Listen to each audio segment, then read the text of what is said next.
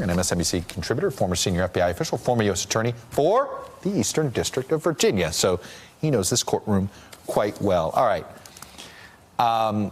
The whispers all around Alexandria were that this was a juror issue.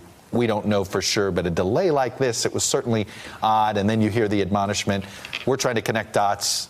Are we trying to connect dots too hard? Possibly. Okay. I mean, trials have delays, and they have delays for lots of reasons, Chuck. I mean, I've had juror issues in my own trials.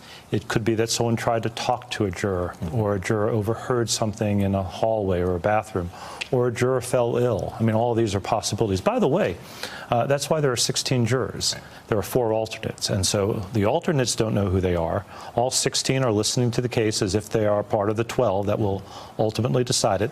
But if it was a juror issue and one of them has to be excused, you still have 15 left. I have to say, and maybe I've watched too many movies or too much TV, I was surprised that this jury wasn't sequestered a little, because this is Washington.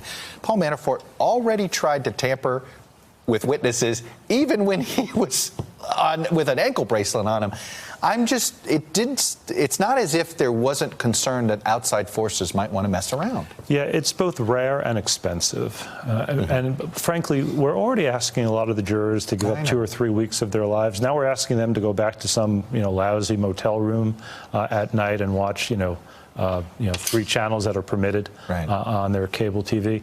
We don't like to do it. Right. And the judge admonishes them at the beginning of each day, in the middle of each day, and at the end of each day. Don't watch, don't listen, don't talk to one another, don't talk to anyone about the case. And that usually is sufficient. Would you have had concern prosecuting this case, given Manafort's already was caught witness tampering? Is this something that somebody has to request, a prosecutor would have to request if they're concerned about the jury tampering? First question first. So witness tampering and jury tampering are 2 very different things. Right. Right. I get that. And would I be concerned enough to raise it and suggest that the jury be sequestered? I don't think so. But you're right. He's demonstrated that behavior in the past, and so your antenna would be up. But I don't actually think it's necessary. In my experience, Chuck, jurors follow those instructions. Every now and then one sort of goes off the rails, but you have alternates. But jurors take those admonitions seriously. All right, prosecution's about to rest. Gates, it seems like it was a double-edged sword. I assume prosecution knew that going in, and it seems like they started with paper trail and they're ending with paper trail. Yeah. Was that a purposeful strategy, knowing that Gates was going to be a subjective witness, I guess? So I think double-edged sword is a good description. But remember, bank robbers run with bank robbers and drug dealers run with drug dealers. So, Manafort's runs with Gates. This guy is not clean. He's, if we got to pick our own witnesses for trial, Chuck, it would be nuns and librarians. Right, yeah. But it's not. And so what makes Gates valuable is that he corroborates the documents, and what makes the documents valuable is that they corroborate Gates. And so, in a sense, surrounding Gates by documents and emails and other witnesses makes him credible. The jury may not like the guy, he's a criminal, but he's a credible one.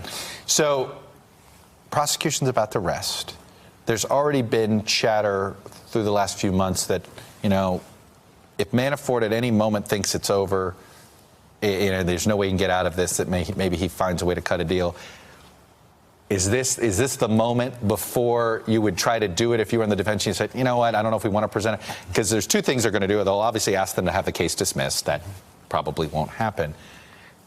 But is this when a deal could be cut if one were cut? The window's closing. I mean, some prosecutors would tell you that it closed. I would never rule out the possibility of taking a plea and getting someone's truthful cooperation, but it is getting awfully late in the day for that, Chuck. Do you think this is getting close to slam dunk or no? Well, I hate that term. Right. And juries. So does George Tenet, by the way. And he probably should. Juries do strange things. And is there a shot of acquittal? Sure. How big is it? It's awfully small. Because remember, in order to convict, the jury needs to be unanimous, 12-0. But in order to acquit, they also need to be unanimous, 12-0. And the notion of running the table in a case like this is really small. There was a sidebar conversation where they were able to get some testimony, some Gates testimony, to keep it away, say it's part of an ongoing investigation, and they don't want the notes at the sidebar to get out? How often does that happen in an investigation, in a case like this? It happens. I mean, if you have a trial with other subjects and targets sort of out on the streets, it happens. Does this indicate Gates is still cooperating? Well, it indicates that there's an ongoing investigation. I imagine that Gates's cooperation is reasonably close to done, but they're going to need him again. For instance, if there's another trial for Mr. Manafort in Washington, D.C., I imagine Mr. Gates is going to be on that witness stand again. The judge, Judge Ellis, they filed another motion today where they feel that the prosecution feels as if essentially a judge prejudiced the jury here.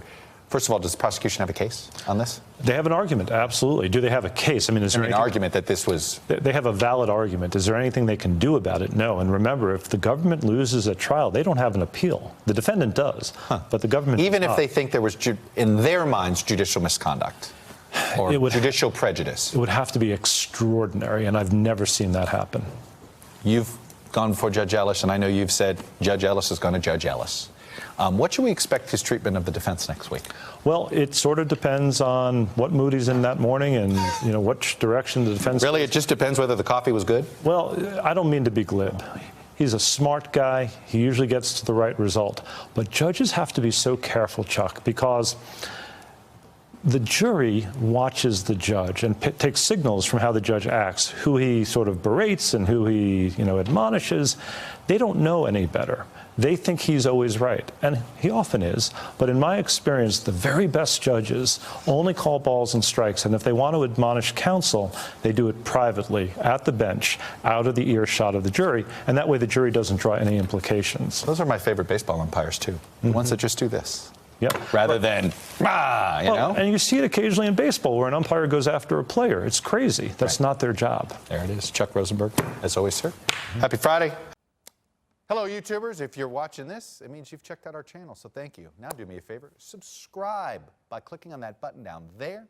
Click on any of the videos to watch the latest interviews and highlights from MTP Daily and MSNBC. You can get more Meet the Press content every morning in the First Read newsletter. If you're tired of content that you don't know anything about where it came from, you don't have to have that problem with us.